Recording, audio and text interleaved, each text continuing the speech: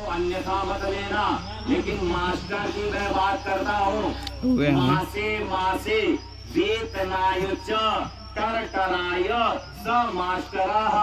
मासे महीने महीने वेतनाय वेतन लेता रहे, टरटराय मेढक की तरह बक बक करता रहे, स मास्टरः। वो क्या है? मास्टर है। धन रू जो अंधकार से प्रकाश की ओर ले जाता हो, वो क्या है? गुरु है। और एक गृहणाति उपदेशति स गुरु, जो ग्रहण करा दे, उपदेश दे करके विद्यार्थी के अंदर में समा जाए, ग्रहण करा दे, वो क्या होता था? गुरु होता था। आज तो वो नहीं रह गए। तो अब गुरु से प्रार्थना विद्यार्थी करता है। आज स्टूडेंट हो गए। विद्यार्थी किसको कहते हैं? जो विद्या का अर्जन करता हो, उसको क्या कहते हैं? विद्यार्थी। अब विद्यार्थी प्रार्थना करता है गुरु से, हे गुरु जी, मैं आपसे प्रार्थना करता हूँ, कृपा करके मुझे ये सवाल बता दीजिए। अच्छा, प्रार्थना करने पर क्या गुरु इनकार करेगा? नहीं करेगा। वो कहेगा ठीक है, मैं बता दे रहा हूँ। भले वो 2 बार पूछे, डांटेगा भले, लेकिन बताएगा जरूर। ठीक। अब आते हैं उस ईश्वर की प्रार्थना करते हैं, हे प्रभु, आप न्यायकारी है, दयालु है, कृपा करके मेरे अंदर में भी ये दया भर दीजिए, प्राणी मात्र के लिए मैं दया करूं। मैं आपसे ये प्रार्थना करता हूँ कि मेरे अंदर में भी दया आ जाए, मेरे अंदर में भी न्याय करने की शक्ति आ जाए, मेरे अंदर में बुद्धि दे दे, ताकि मैं न्याय पूर्वक सबका न्याय कर सकूं। ऐसी मेरे में बुद्धि दे दे, मैं आपसे यही प्रार्थना कर रहा हूँ। अच्छा, अब आते हैं उपासना। अब उपासना करनी है, तो अगर उपासना ईश्वर की करनी है तो कैसे करेंगे?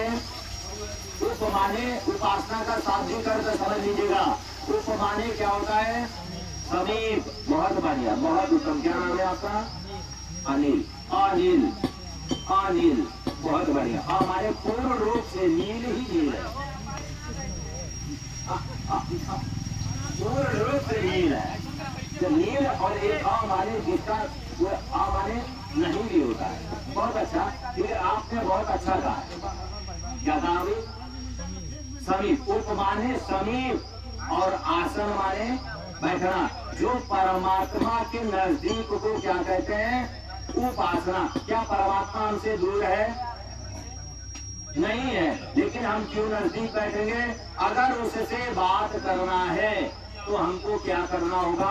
अगर किसी से बढ़िया बात करनी है, कोई अच्छी बात करनी है, तो हमको एकांत में बात कर सकते हैं। तो परमात्मा की बात सुनना है, उसकी वाणी को सुनना है, तो हमको एक एकांत स्थान ढूंढना होगा, उसके अलावा कोई नहीं रहेगा।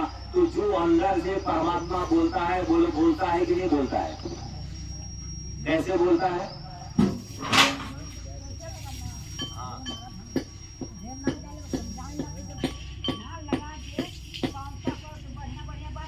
बहुत बढ़िया, बहुत बढ़िया, क्या बात है, बहुत बढ़िया, बहुत उत्तम।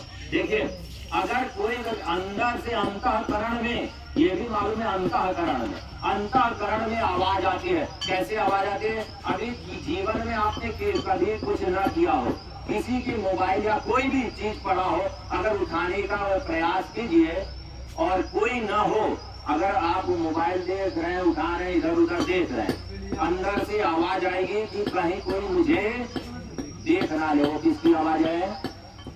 परमात्मा की आवाज है। परमात्मा संकेत करता है कि तू मेरा पुत्र है, तू ऐसा करेगा तो तुझे अपयश प्राप्त होगा, दुख मिलेगा, कष्ट होगा, इसलिए तू ये कार्य मत कर। अगर उस परमात्मा की आवाज को जो लोग सुन लेते हैं तो वो महान हो जाता है। अगर उसकी आवाज को नहीं सुनेगा तो वो दंड पाएगा। इसलिए परमात्मा संकेत करता है, अच्छा संकेत और बुरा भी संकेत जो करता है उसके बारे में भी बताता है। अच्छी बात भी उत्तर अगर आपको मालूम करना है, कुछ भी प्रयास करना, मालूम करना है, तो आप एकांत में बैठ जाइए कि प्रभु मुझे ये बता दीजिए, ये बात मेरे समझ में नहीं आ रही है, बोलो आ जाता है कि नहीं आ जाता है? एकदम आ जाएगा। इसलिए उस परमात्मा के एकांत में बैठ कर उपासना करने से हमको बल प्राप्त होगा और हमारी बुद्धि भी शुद्ध होगी।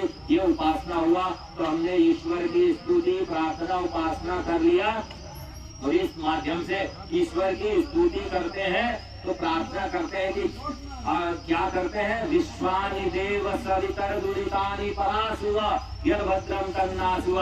हे प्रभु आप हमारे अंदर से, मैं ये प्रार्थना करता हूँ, सारे दुर्गुण दूर व्यसन और दुखों को दूर कर दीजिए। दुरित शब्द के 3 अर्थ किए महर्षि दयानंद ने, दुर्गुण, दुर्व्यसन और दुख, ये तीनों को दूर कर दीजिए।